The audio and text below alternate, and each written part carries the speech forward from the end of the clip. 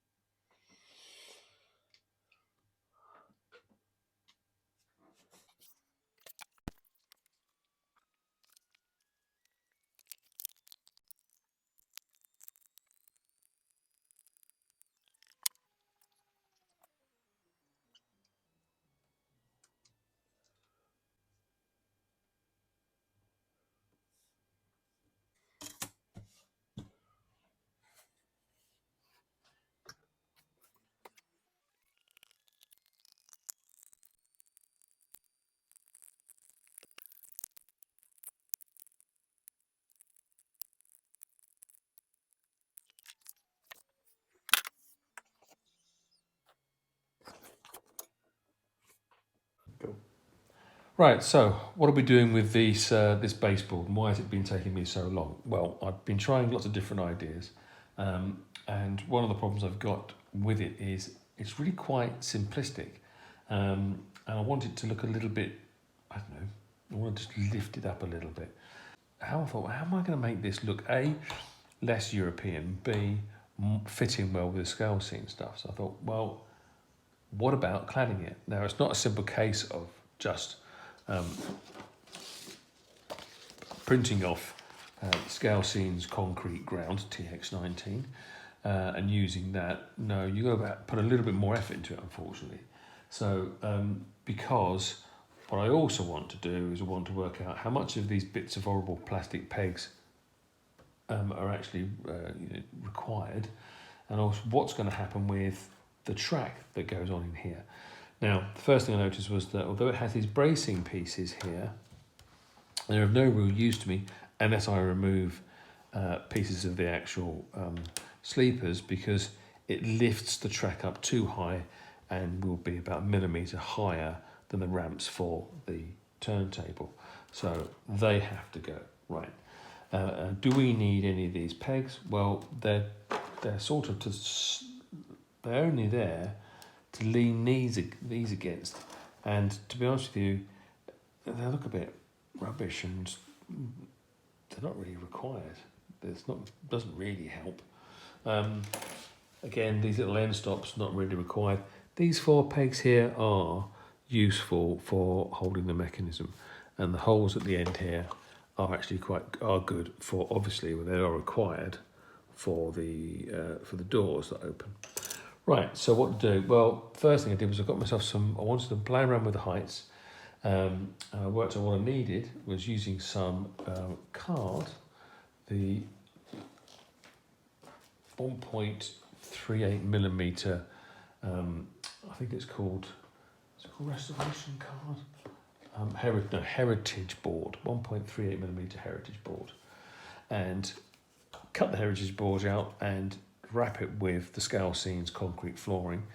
Remembering to put a chamfer on this inside edge so that when it sits on top of, when the rail sits inside there, it sits nice and flush, because you need to get over, obviously, all the little shoes if you want to hang on to the rails, that is.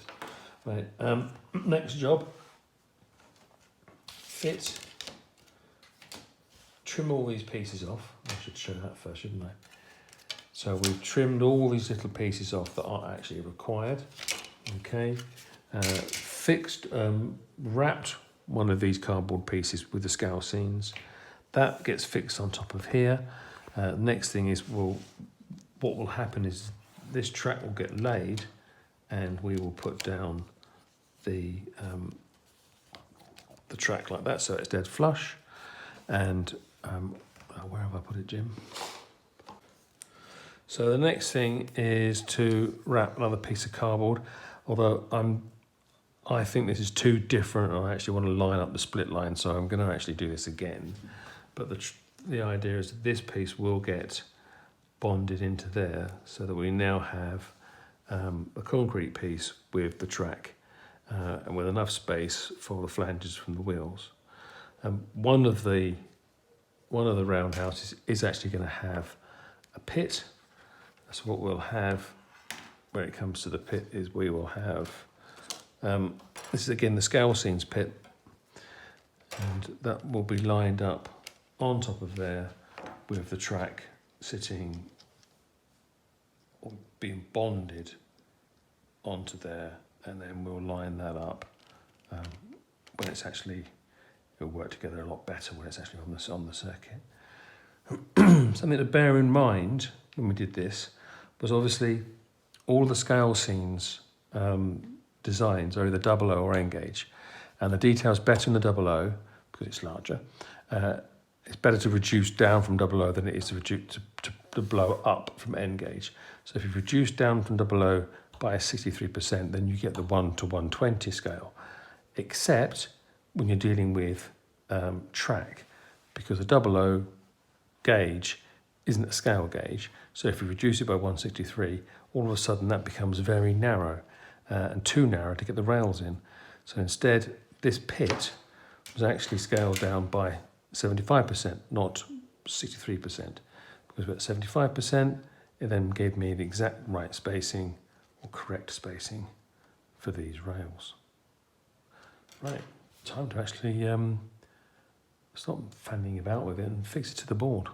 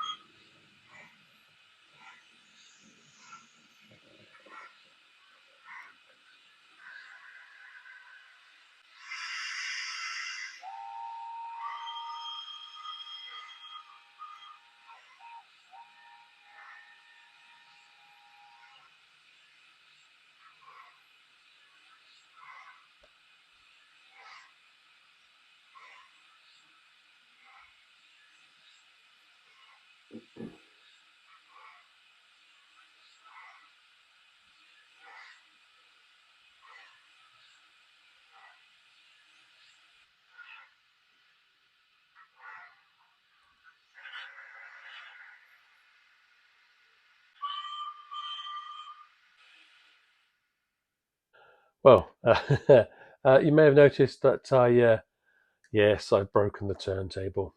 Um, During the build somewhere, I've caught one of the sets of lights, which is all part of the power that powers the actual turntable. So that's going to have to come off. Go back to Richard at This Way Works and get him to hopefully fix it.